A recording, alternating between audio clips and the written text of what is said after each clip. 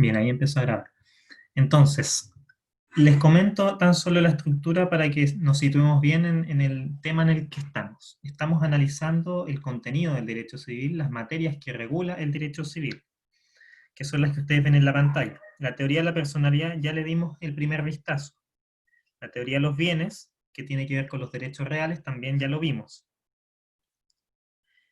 Hoy día nos corresponde, bueno, derecho de familia también lo vimos, y hoy día nos corresponde ver este punto de aquí, la teoría de las obligaciones. Es un tema súper importante y particularmente en Derecho Civil 1, porque una obligación, la relación obligacional no es sino la principal manifestación de la relación jurídica de derecho privado. Y en ese sentido les va a servir bastante para lo que vayamos viendo posteriormente. Entonces, avancemos.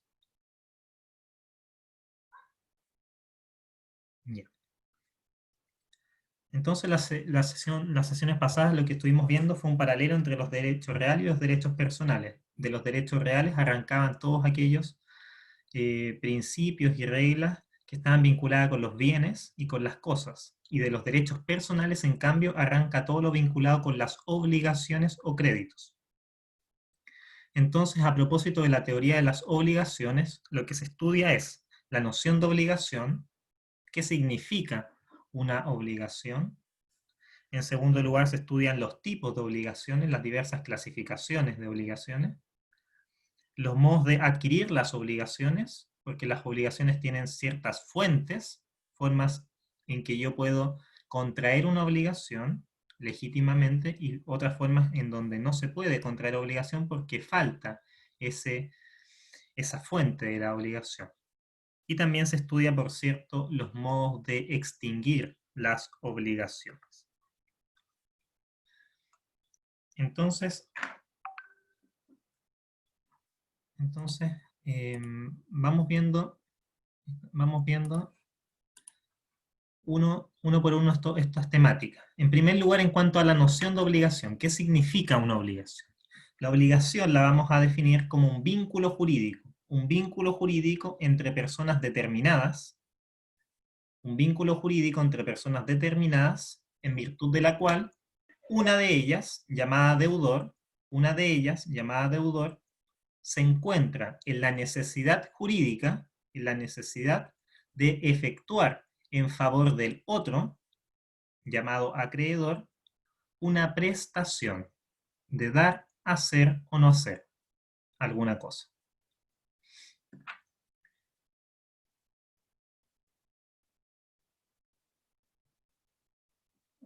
Reitero la definición. La obligación es un vínculo jurídico entre partes determinadas, en virtud de la cual una de ellas, llamada deudor, se encuentra en la necesidad de efectuar en favor de la otra, que se llama acreedor, una prestación de dar, hacer o no hacer alguna cosa. Entonces, en esta relación obligacional nos encontramos con dos sujetos, con un sujeto activo que denominaremos acreedor y un sujeto pasivo que denominaremos deudor. El deudor, el sujeto pasivo, se encuentra en la necesidad de efectuar en favor del acreedor, del sujeto activo, una determinada prestación, de dar, hacer o no hacer algo. La prestación entonces no es sino la conducta que ha de desplegar el deudor en favor del acreedor. Este es el típico ejemplo de relación jurídica de derecho privado. Entonces, a la luz de la definición que acabo de dar, ¿se les ocurre alguna clasificación de las obligaciones?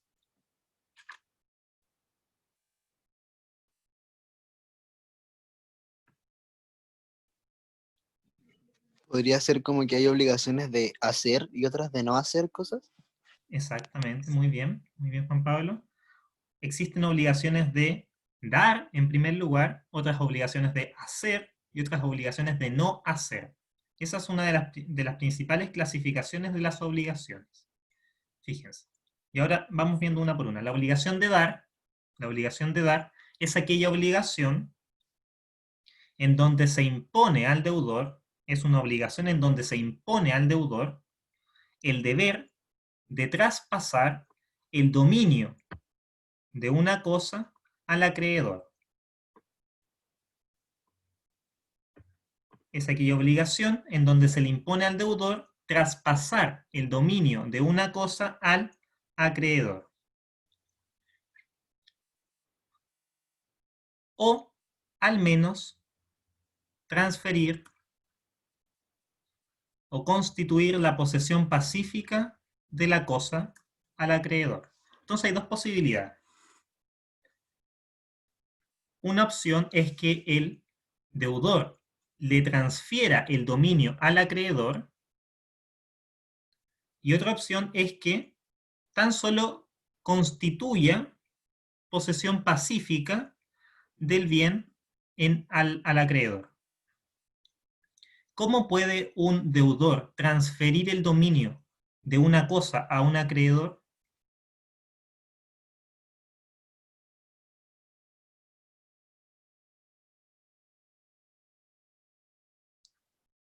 ¿Cómo puede un sujeto transferir el dominio?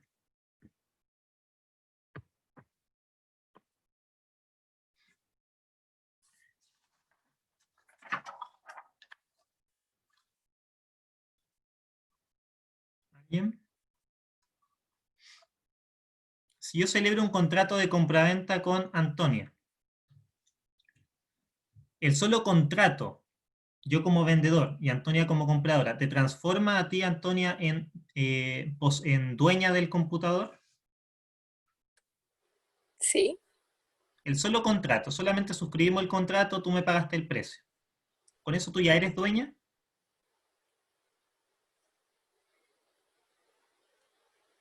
¿O falta algo? Falta que le pase efectivamente la cosa, ¿o no? Exactamente, Hortensia. ¿Y cómo se llama eso? ¿Cómo se llama la entrega?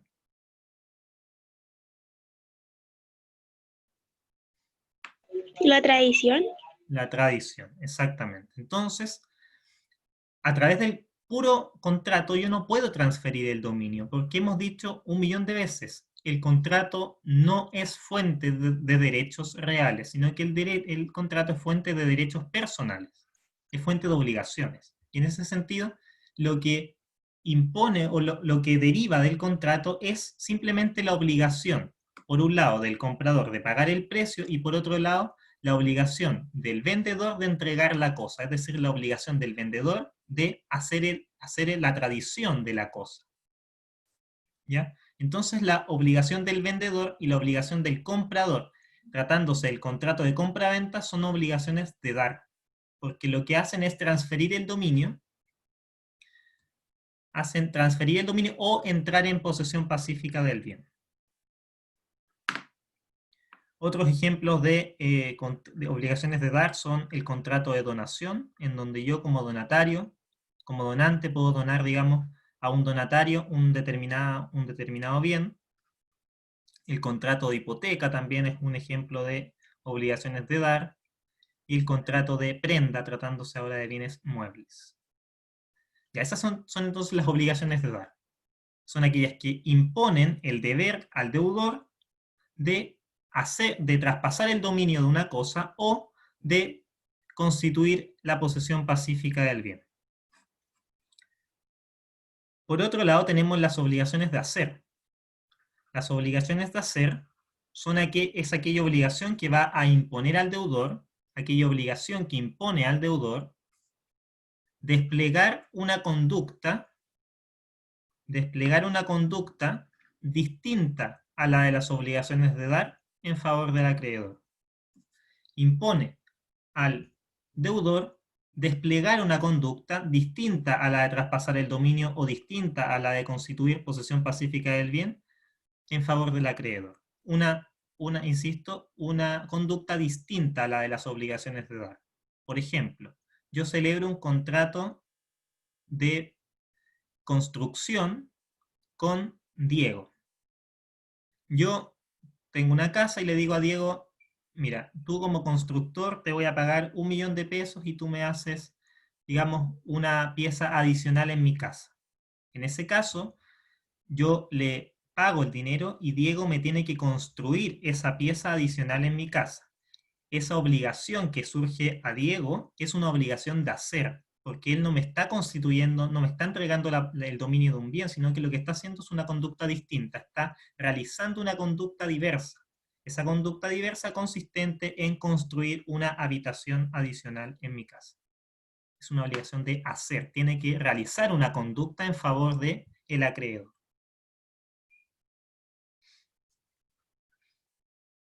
Ejemplo de obligaciones de hacer son aquellas que emanan, por ejemplo, del contrato de mandato.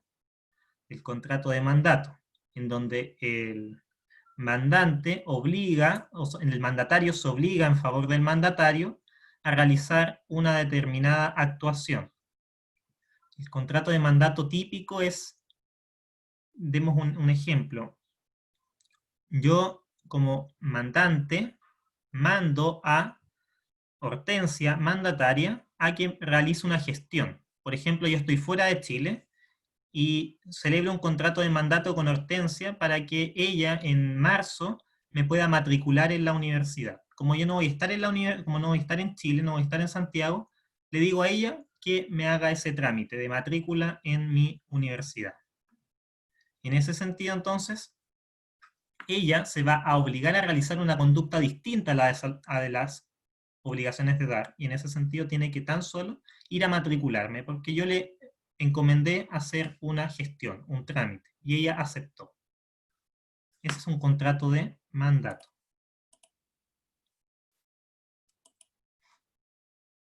Otro ejemplo de obligaciones de hacer son el contrato de trabajo. Las obligaciones que emanan del contrato de trabajo son obligaciones de hacer. El trabajador se obliga a hacer distintas prestaciones. El contrato de promesa también me impone una obligación de hacer, porque el deudor se obliga a realizar posteriormente un contrato definitivo. El contrato de servicio también es un contrato que engendra obligaciones de hacer. Y por último, tenemos las obligaciones de no hacer. Obligaciones de no hacer. Las obligaciones de no hacer son aquellas obligaciones en donde se le impone al deudor el deber de abstenerse. Se le impone al deudor el deber de abstenerse de realizar una determinada conducta o tolerar una carga. Esto es súper intuitivo. Obligación de no hacer. El deudor se obliga a no realizar una conducta, a abstenerse de realizar una conducta en favor del acreedor.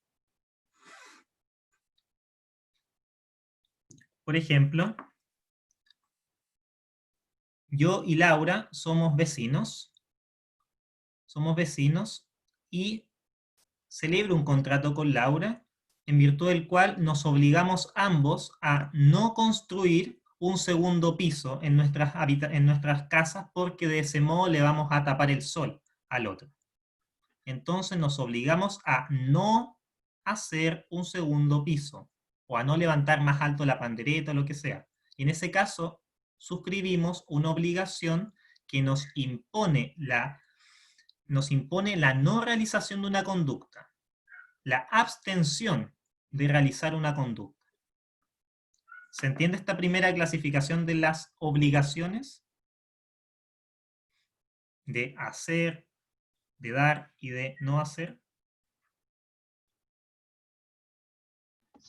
Sí. Muy bien. Otro ejemplo de obligaciones de no hacer son el caso de la cláusula de no enajenar. ¿Alguien ha escuchado la cláusula de no enajenar? No. La cláusula de no enajenar por lo general pone en excepción al principio de la libre circulación de las riquezas. La libre circulación de las riquezas que básicamente supone o propugna que el derecho no puede ponerle trabas al libre desenvolvimiento de de la economía y de los bienes. Entonces la cláusula de no enajenar es aquella en virtud de la cual las partes convienen que yo te vendo algo, por ejemplo, te vendo mi casa, pero como una cláusula adicional, pongo ahí que te la vendo, pero tú, como compradora, no puedes posteriormente venderla. Eso es lícito o ilícito. Si yo celebro un contrato de compraventa con Antonia de mi casa, pero una cláusula del contrato le impongo yo como vendedor que ella no puede enajenar la casa, no puede venderla. Eso sería lícito o ilícito.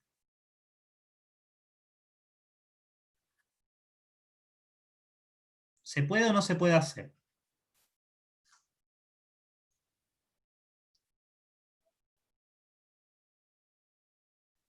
Ilícito porque estaría contrario a la libre circulación de los bienes. ¿Ya? Pero sería también a favor de la autonomía privada o de la autonomía de la voluntad, ¿o no? Entran en contradicción ahí, entran en conflicto, en choque, dos principios. El principio de la autonomía privada, el de la autonomía de la voluntad, y que las partes pueden suscribir todos los contratos que quieran, siempre y cuando no sean contrarios a la ley, a las buenas costumbres y al orden público. Y por otro lado, entra en contradicción con el principio de la libre circulación de las riquezas. Y por tanto, ahí la doctrina tiende a dividirse. Algunos están a favor de la cláusula de no enajenar, otros están en contra, y otros más bien matizados, una visión más bien ecléctica, media, propugna que ya, está bien, se aprueba, se valida la cláusula de no enajenar, pero con ciertos límites. Por ejemplo, un límite temporal. Está bien que ya no pueda enajenarlo, pero dentro de un límite, no sé, 2 años. Después puede volver a enajenarlo si es que así lo desea. Bien. Con eso entonces terminamos la primera clasificación de las obligaciones, que es la principal. Entre obligaciones de dar, hacer y no hacer. Posteriormente se estudia en la teoría de las obligaciones las fuentes de las obligaciones. Las fuentes de las obligaciones son todos aquellos hechos o actos jurídicos, de los cuales nacen derechos personales. Entonces, segundo punto es fuentes de las obligaciones, que son todos aquellos hechos o actos jurídicos en virtud de los cuales nacen las obligaciones. Estas fuentes de las obligaciones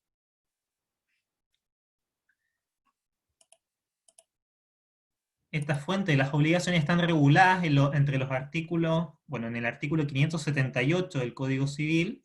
Ese artículo, acuérdense que define qué son los derechos personales, y también en el artículo 1437 y 2284 del Código Civil.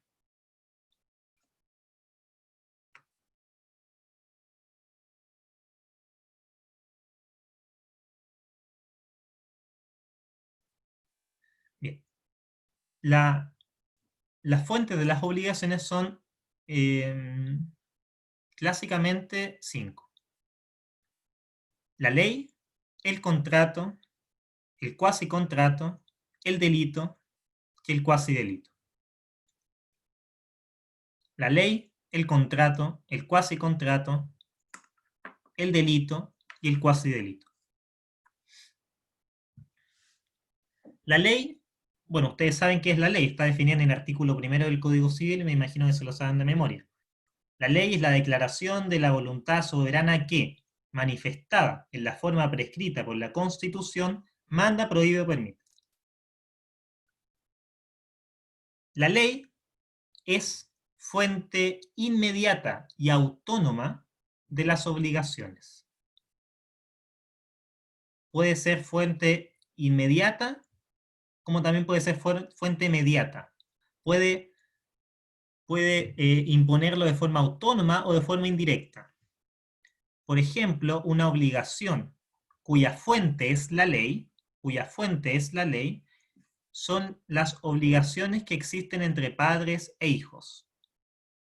Las obligaciones entre padres e hijos. Esas obligaciones existen porque la ley dispone que existan. no es porque el hijo quiere que el papá tenga una obligación, o que el papá quiere tener una obligación para con el hijo, sino que existe esa obligación porque la ley dispone expresamente que los padres tendrán obligaciones para con los hijos. Por ejemplo, la obligación de alimento. Por ejemplo, la obligación de cuidado. Por ejemplo, la obligación de educarlo. ¿Ya? Entonces, esas son obligaciones cuya fuente es directamente la ley.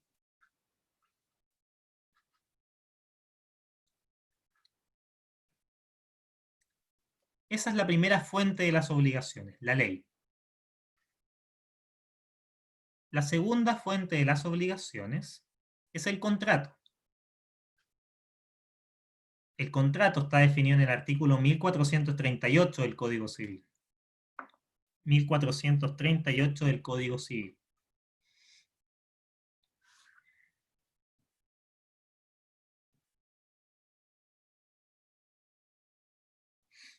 Bien, y el contrato es una convención o acto jurídico bilateral que crea derechos y obligaciones. Es un acuerdo de voluntades que crea derechos y obligaciones. Un acuerdo de voluntades entre los contratantes, que una vez que se entrecruzan, forman un consentimiento y ese consentimiento va a crear derechos y obligaciones. El contrato, entonces, ustedes defínanlo así de forma muy sucinta y muy básica ahora en este curso, como un acuerdo de voluntades que crea derechos y obligaciones. Ya verán en el curso respectivo, que es Derecho Civil 2, en detalle, la definición, el concepto de contrato, los elementos y todo ello. Y entonces el contrato también es fuente de las obligaciones y es un acuerdo de voluntades que crea derechos y obligaciones. Si yo celebro un contrato de compraventa con Charlotte, yo como comprador voy a tener obligaciones para con el vendedor y la vendedora va a tener obligaciones para con el comprador. Entonces el contrato crea obligaciones. La siguiente fuente de las obligaciones es el cuasicontrato. Cuasicontrato, casi contrato. Es un hecho ilícito, es un hecho lícito, no convencional, que genera obligaciones. Es un hecho lícito, no convencional, que genera obligaciones. Intentemos desglosar esta definición. Es un hecho lícito, o sea, un hecho permitido por la ley. Es un hecho que se permite en la ley. Pero fíjense, después dice no convencional, en donde no existe consentimiento entre ambas partes. Es un hecho lícito, es decir, un hecho permitido, pero no convencional, que no existe acuerdo entre las partes, pero sin perjuicio de eso, crea de igual modo obligaciones. Es un hecho permitido, en donde no existe consentimiento de ambas partes, pero de igual modo genera obligaciones. Los tres cuasicontratos regulados, o los tres más importantes regulados en nuestro Código Civil son la agencia oficiosa, el pago de lo no debido y la comunidad. Existen tres cuasicontratos importantes en nuestro Código Civil. Uno es la agencia oficiosa, el segundo es el pago de lo no debido y el tercero es la comunidad. Ya dijimos en la sesión pasada algunas cosas a propósito de la agencia oficiosa. Pero ahora, bueno, les voy a simplemente poner de ejemplo el pago de lo no debido. Si yo soy amigo de Macarena, y Macarena tiene una deuda de 3 millones con Elisa, y yo veo que está muy complicada con esta situación, voy a donde Elisa y le pago los 3 millones de Macarena. ¿Eso puedo hacerlo o no puedo hacerlo?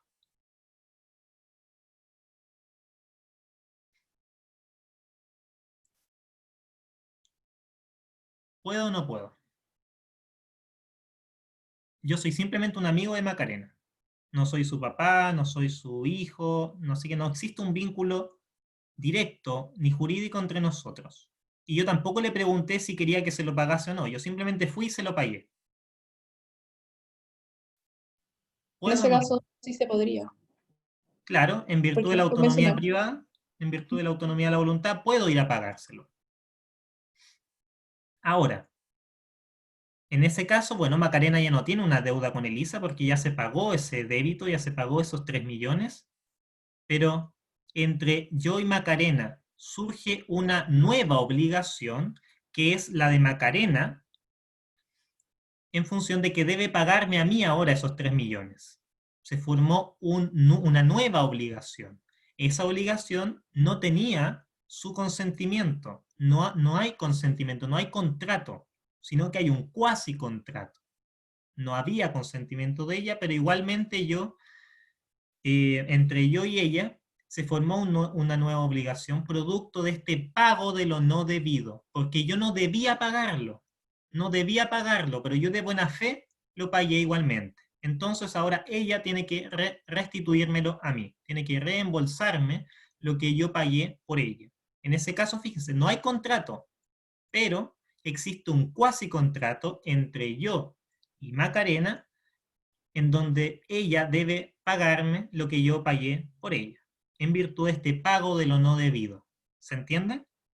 ¿Se entiende la diferencia entre el contrato, en donde hay voluntad de ambas partes, y el cuasi contrato, en donde no existe voluntad de ambas partes, sino que la voluntad de un solo sujeto, y el otro, bueno, se va a tener que obligar para con el primero? ¿Se entiende? Sí. Ya, muy bien. Y por último, bueno, penúltimo tenemos el delito, y en último lugar tenemos el cuasi delito.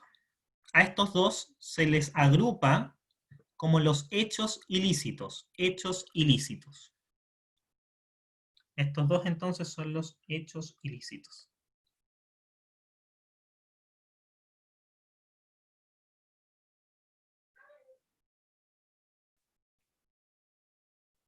Bien.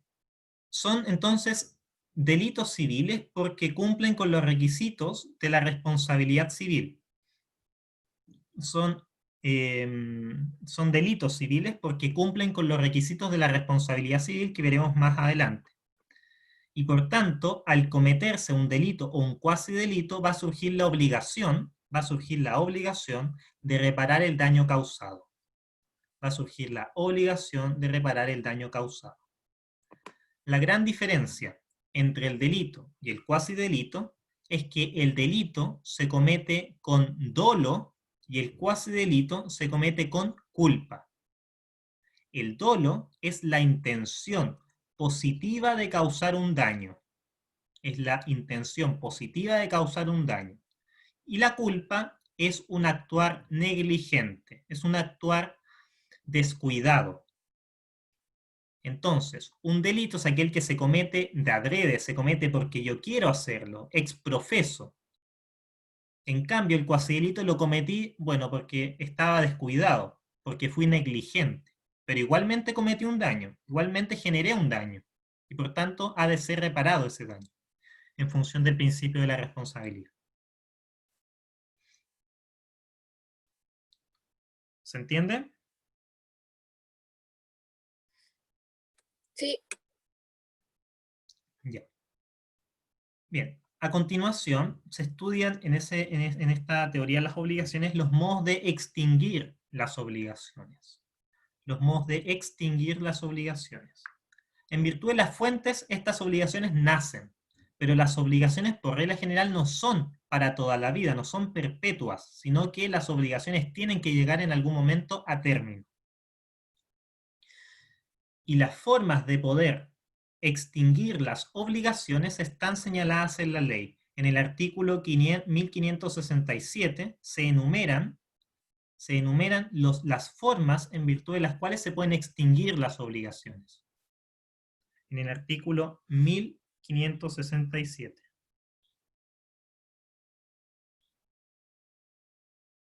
Y también existen otras normas, pero el principal es el artículo 1567. Y entonces algunas formas de extinguir las obligaciones son las siguientes. La más importante de todas es el pago.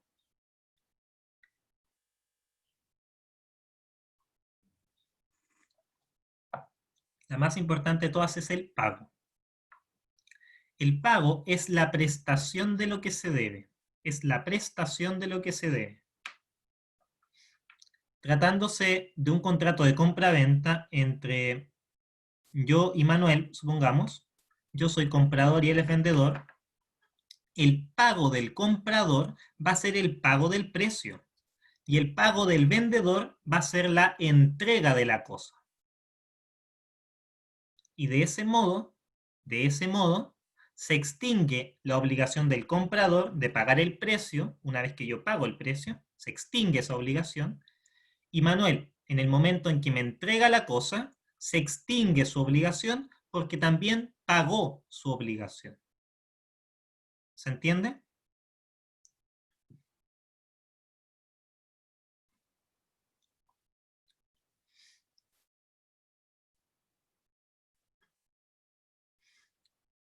Sí.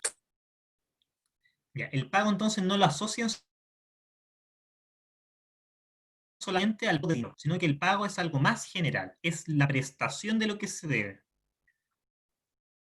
Tratándose del contrato de mandato, el mandatario va a pagar su obligación una vez que cumpla el encargo que se le encomendó. En el caso del mutuo, por ejemplo, el mutuo bancario, el mutuario, aquel que solicitó el dinero, va a cumplir, va a pagar con su obligación, se va a extinguir su obligación una vez que devuelva el dinero con los intereses respectivos. En el caso de el promitente comprador, en el caso del contrato de promesa, el promitente vendedor va a cumplir con su obligación, va a pagar su obligación una vez que concurra a celebrar el contrato de compraventa futuro. Y así y así. Ese es el pago. El pago es la más importante forma en que se extinguen las obligaciones. Y es la forma natural de que se extingan. Otra forma de extinguir las obligaciones es la que está aquí en segundo lugar. El mutuo disenso. Mutuo disenso. Mutuo disenso, también llamado resiliación. Resiliación. El mutuo disenso o resiliación se da cuando ambas partes concuerdan en que la obligación se extinga. En que ambas partes de común acuerdo deciden que la obligación deje de surtir efectos, que la obligación deje de ser exigible, deje de ser operativa. Eso en virtud del principio de la autonomía privada, de la autonomía de la voluntad.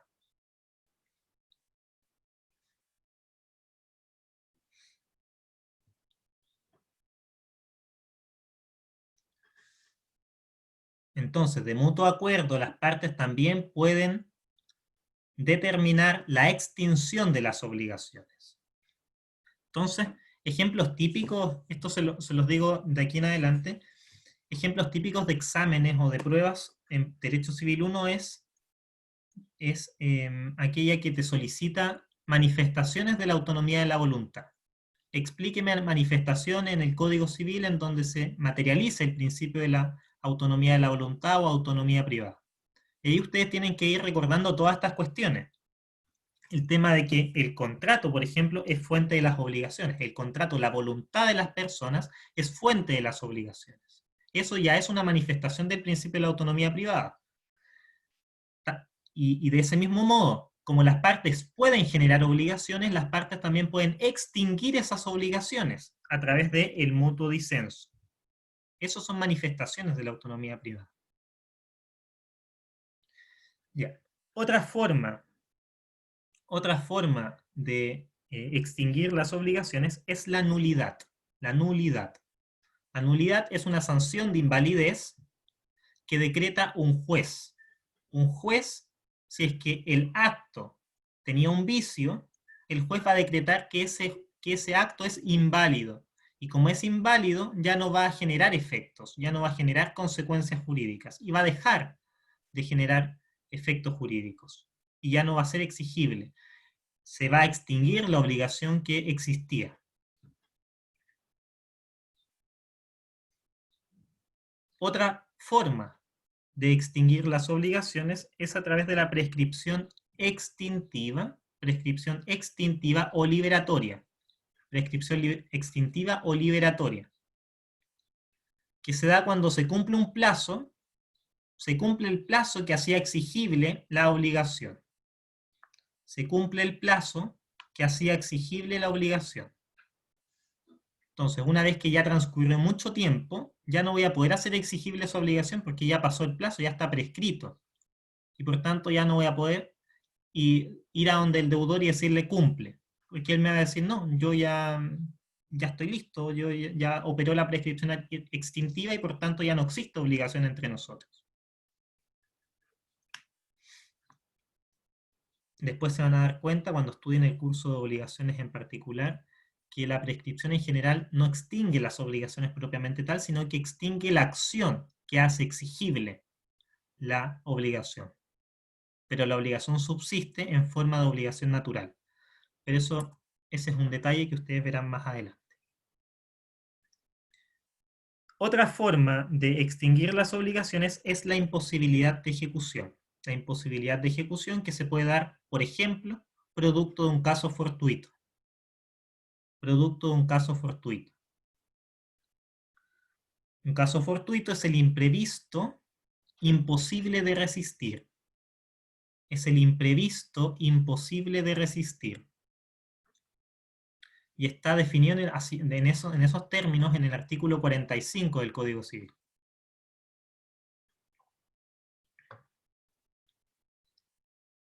El imprevisto al cual es imposible de resistir.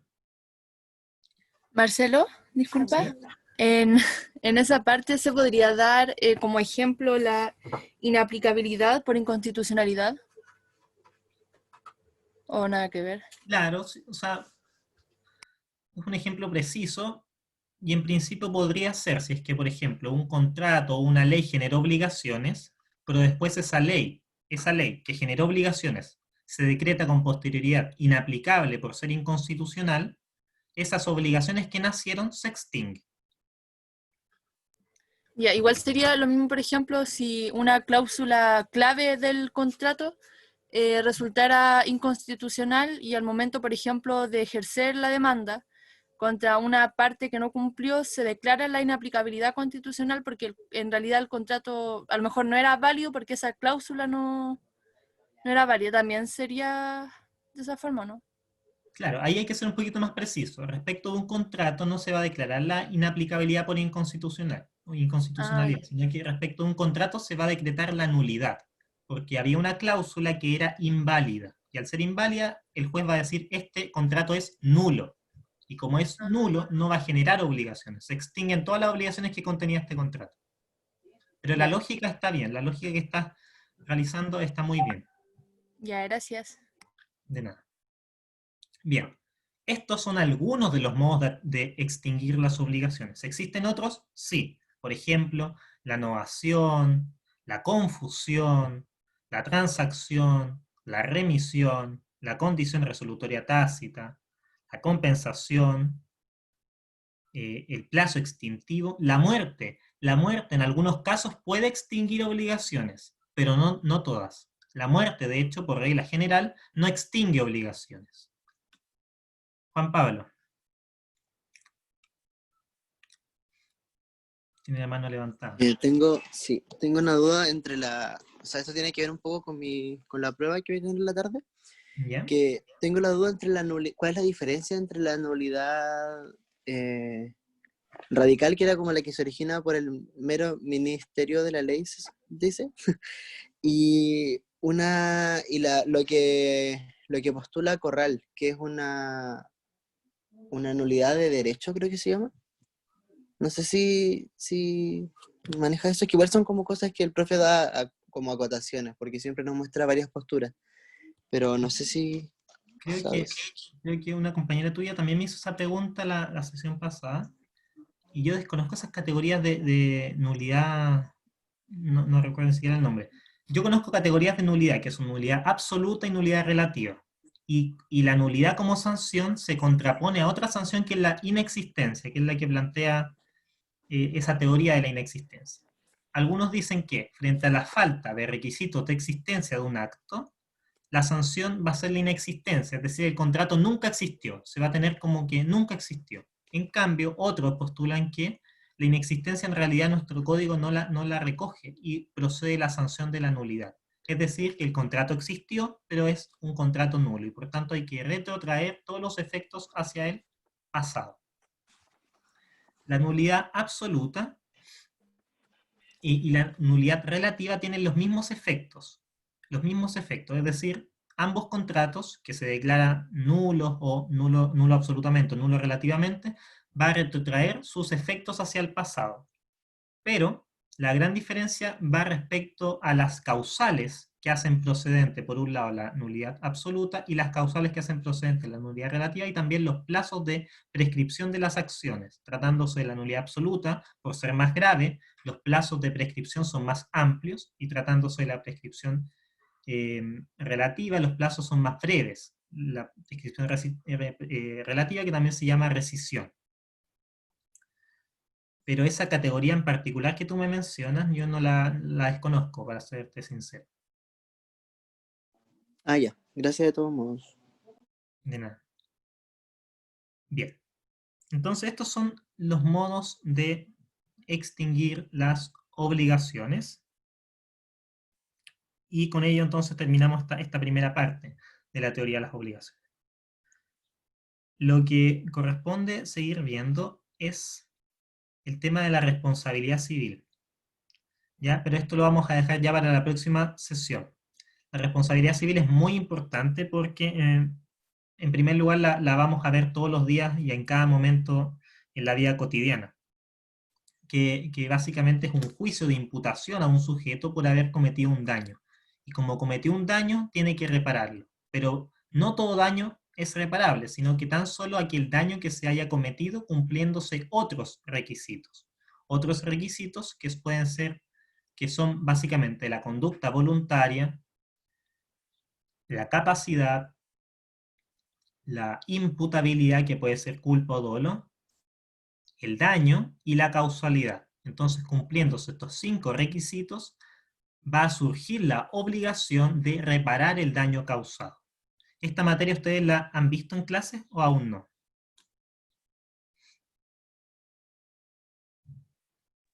Muy por encima, por lo menos nosotros, con Rebeco y Campo. Sí. Esa materia, bueno, nosotros también no la vamos a ver, la vamos a ver en términos bien generales, porque el curso de Derecho Civil 5 es exclusivamente de responsabilidad civil. Así que ahí se va a ver en detalle todo eso. Bien. ¿Alguna otra duda respecto a lo que vimos hoy día o a su evaluación que tengan los de la tarde? Marcelo. ¿Marcelo? Ah, pero Dale. dale. Sí, cualquiera. Dos cosas.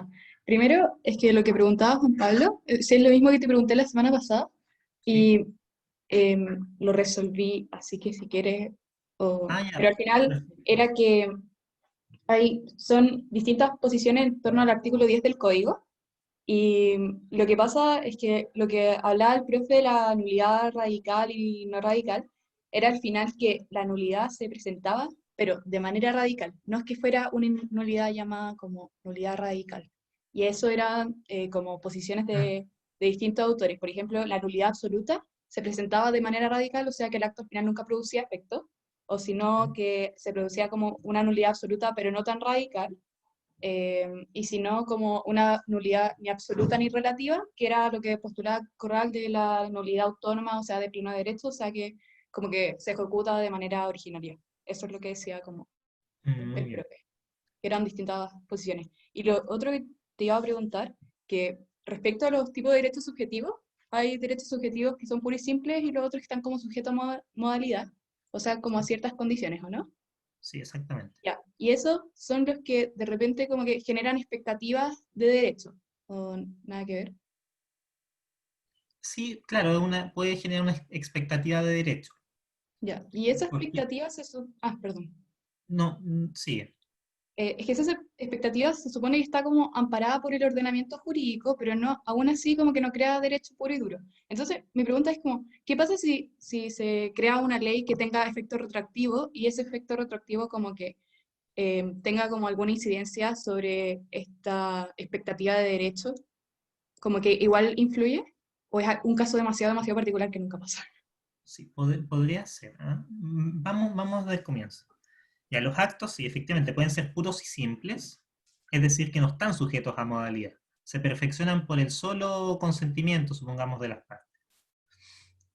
A contrario censo, pueden haber también actos que sean sujetos a modalidad, es decir, que se van a generar estas obligaciones, estos derechos personales, que son derechos subjetivos, se van a generar, pero solamente una vez que se cumpla una determinada modalidad.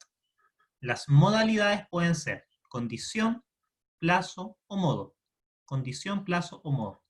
Entonces, supongamos que celebramos un contrato de compraventa, pero está sujeto a una modalidad, que puede ser un plazo. Ya está bien, vamos a celebrar este contrato de compraventa, pero tú me vas a entregar la cosa el día 20 de octubre y yo te voy a pagar el precio el día 30 de octubre también. Entonces, estamos sujetos a un plazo. Y una vez que se cumpla el plazo, van a recién a surgir y extinguirse las obligaciones desde ese momento en específico. Entonces, desde hoy, 14 al 30 de octubre, hay una expectativa de que, claro, el 30 de octubre se va a generar esta obligación y a su vez también se va a extinguir. Se va a generar porque la otra persona te va a entregar la cosa y se va a extinguir porque tú vas a pagar el precio. Entonces, ya, esa es la situación. Entonces, existe expectativa. Ahora, la pregunta decía relación con que si en ese periodo intermedio se dicta una ley que posteriormente hace ilícito la celebración del acto sujeto a modalidad. O sea, supongamos hace ilícito la entrega o el pago de ese acto el día 30 de octubre. En ese caso no se podría realizar el acto por ser ilícito. No se podría realizar. Pero son complejos, o sea, son muy específicos esos casos, o sea, yo no recuerdo, no me imagino en qué situaciones podría darse.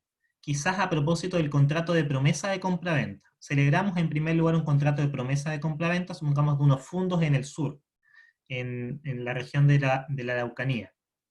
Celebramos ese contrato y que finalmente vamos a celebrar el contrato de compraventa propiamente tal en 3 meses más. Y mañana se dicta una nueva ley indígena que que impide la celebración de actos y contratos respecto de las tierras indígenas. Y en ese sentido, al momento de celebrar el contrato definitivo, que habíamos dispuesto que iba a ser en 3 meses más, ya no se va a poder realizar porque ahora es ilícito celebrar actos y contratos respecto de esos terrenos por ser indígenas, y porque en el tiempo intermedio se dictó una ley que proscribía hacer eso, que lo prohibía. Pero antes, al momento de la promesa, esa ley no existía y por tanto se podía hacer. ¿Se entiende el ejemplo, no? Sí, perfecto. Muchas gracias. Un paréntesis porque creo que somos compañeros en Rebeco, ¿no? Con María Sí. de Los Ángeles. Ya, es que por si acaso en el texto que subió el profe Campos, en el punto 8 y 9 del texto que se refiere a la promulgación y publicación, habla de eso, muy puntualmente. Para que yo lo tengo aquí en la mano. Sobre todo la teoría clásica ¿De los y de papers? derechos adquiridos. ¿Ah? ¿De los papers que subió él? Sí, como de Ah, los apuntes que él hacía ya, para perfecto. las clases. Ya. Eso. Gracias. Marcelo, yo te quería hacer como una pregunta súper básica en realidad. No hay problema. ¿Qué es un gravamen? Un gravamen es una carga que se le impone a un sujeto. Una carga es el concepto más amplio. Por ejemplo, un Ya. gravamen perfectamente puede ser un impuesto. Un O una impuesto es una obligación. carga que se le realiza a un sujeto. ¿Ah? O una obligación también, ¿o no? Es que a veces la profe hablaba de gravamen como si fuese la obligación de, por ejemplo, un predio con otro en la servidumbre. Entonces no sé si se podría aplicar en ese caso, porque yo por lo menos ahí la entendí como obligación. Sí, es que existen obligaciones que se entienden como gravámenes, que son la hipoteca y la prenda, y la fianza también, que Ah, son ya. obligaciones accesorias, que vienen a gravar al bien, graban al bien en particular. Por ejemplo, la hipoteca, el contrato de hipoteca que puedo celebrar, supongamos, con un banco, va a gravar directamente a mi casa. Y en ese caso se va a generar una carga respecto de mi casa. A eso yo creo que se refiere. Pero Ah, cuando ya. hablen de gravamen son obligaciones accesorias, principalmente la hipoteca, la prenda, hipoteca y prenda. Ya, y te quería consultar cuál era la diferencia entre el derecho subjetivo absoluto y relativo. A ver, esa categoría ¿tienes la definición o no? ¿En algún lado? Si me lees la definición puedo intentar ver las diferencias, pero Ya, yo... déjame buscarla, que no la tengo así, o sea, tengo acá la materia, pero déjame un poquito buscarla. Ya.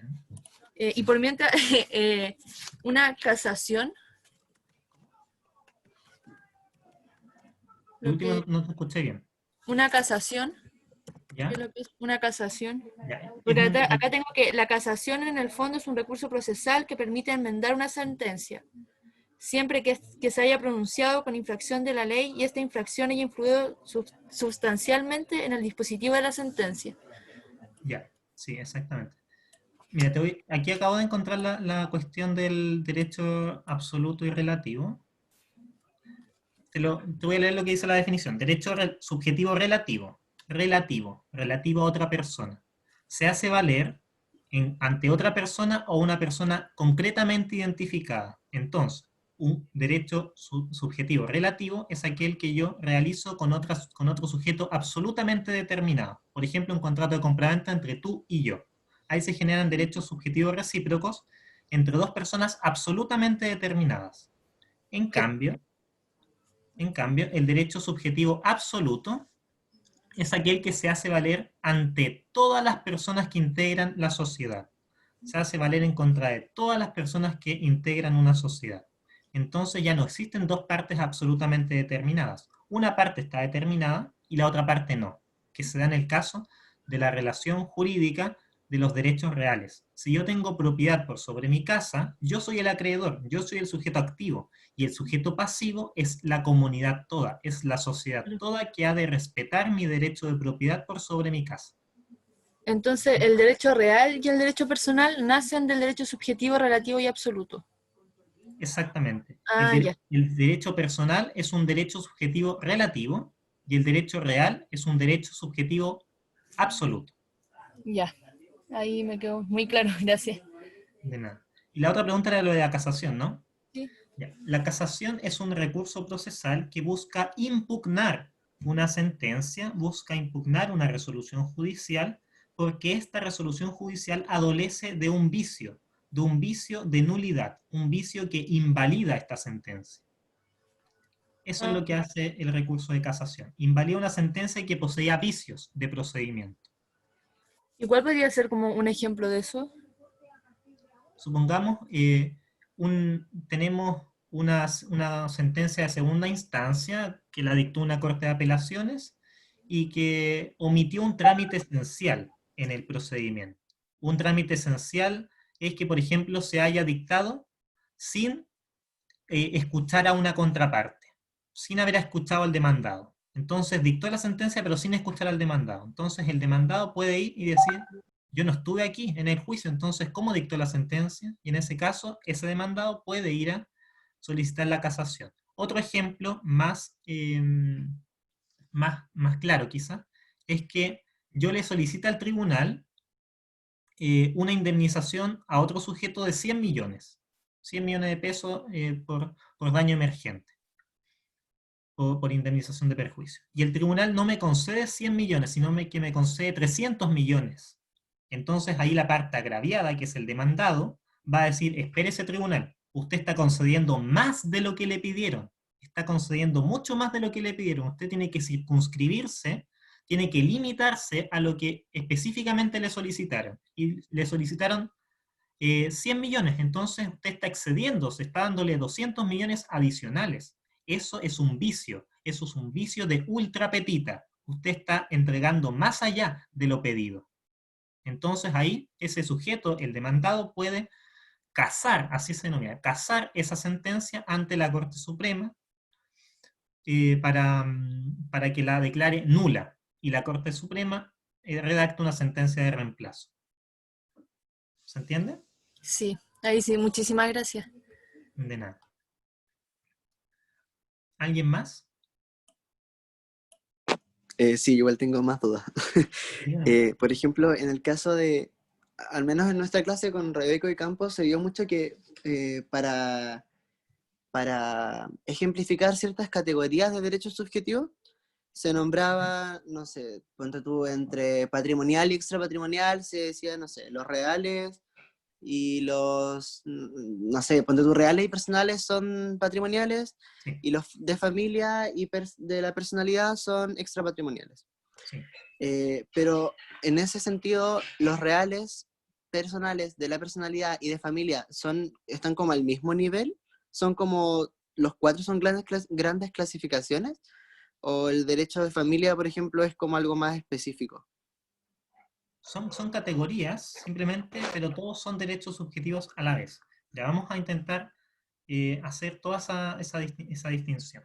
A ver, no sé cómo hacer esta pantalla en blanco. Tenemos el derecho. Ya, ese es el derecho, en general. Dentro del derecho podemos al tiro distinguir dos categorías. El derecho objetivo, que es el conjunto de normas en general, y los derechos subjetivos. Los derechos subjetivos, a su vez, pueden asumir una clasificación anterior, que yo creo no se las mencioné cuando pasamos esta materia, pero que la iba a retomar más adelante, que son derechos subjetivos extrapatrimoniales,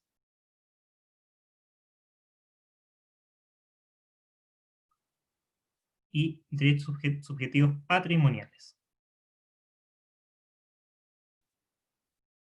Los derechos subjetivos extrapatrimoniales son aquellos que no se pueden evaluar en dinero, no se pueden evaluar pecuniariamente, no tienen valor monetario, no tienen valor en dinero.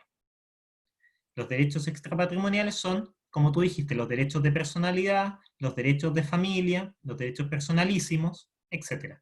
¿Ya? ¿Son derechos subjetivos? Sí.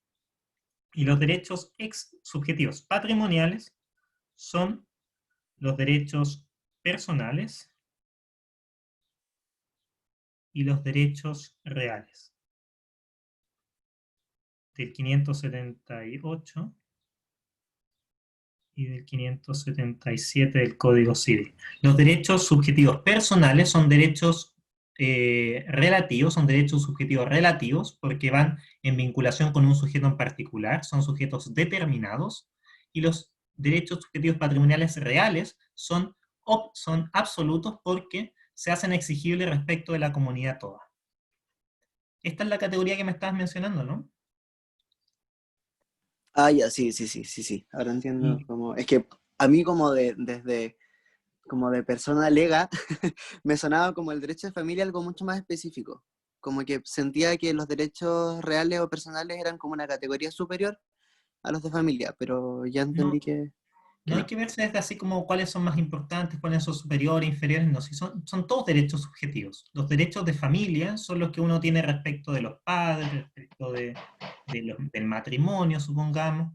También los derechos extrapatrimoniales pueden ser los derechos de la personalidad, que son básicamente los derechos humanos. Y eso los tenemos todas las personas por el solo hecho de ser perteneciente a la especie humana.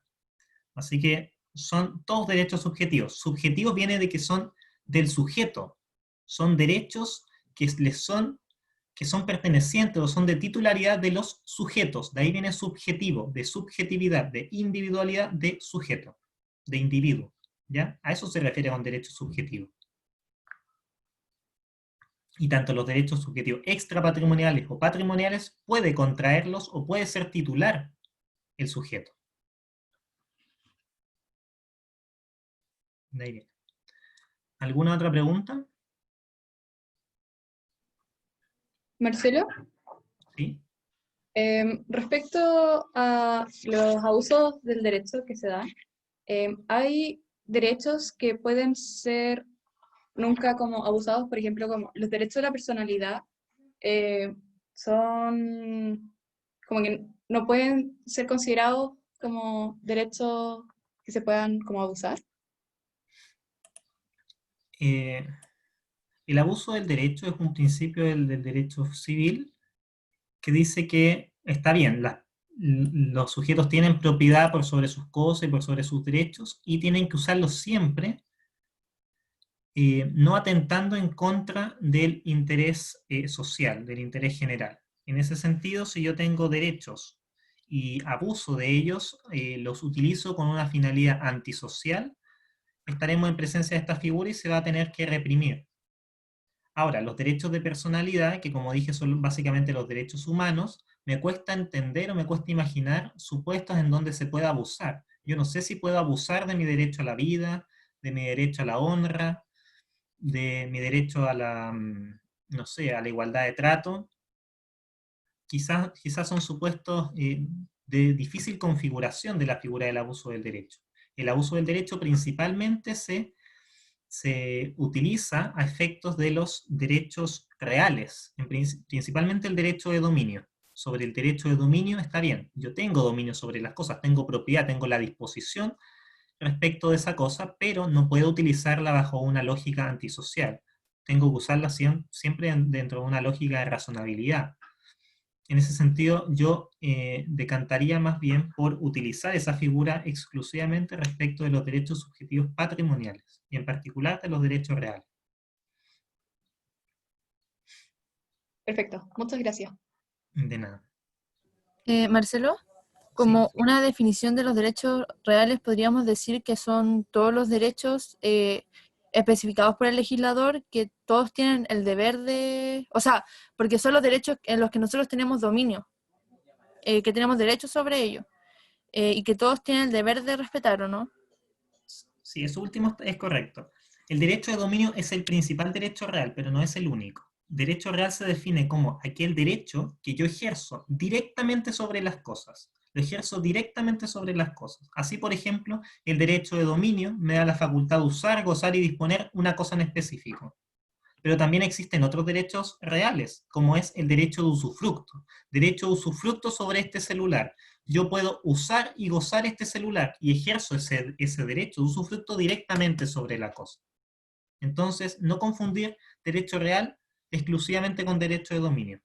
Pero, como bien tú dices, los derechos reales, yo lo ejerzo directamente sobre la cosa y todo el resto de la sociedad tiene el deber de respetar ese derecho real que yo tengo sobre la cosa. A eso se le denomina el sujeto pasivamente universal, porque el sujeto pasivo, el deudor, es la sociedad toda, es universal. Ya, bacán, gracias. De nada. ¿Alguien más?